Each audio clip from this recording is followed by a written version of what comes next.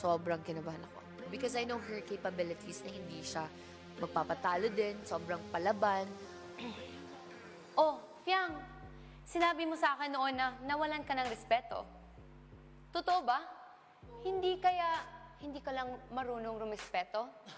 Kasi kung iisipin mo, pagrespeto ba yung pagsisigaw sa hapagkainan? O pagsasalita ng bad words na naririnig ng mga ibang kabataan?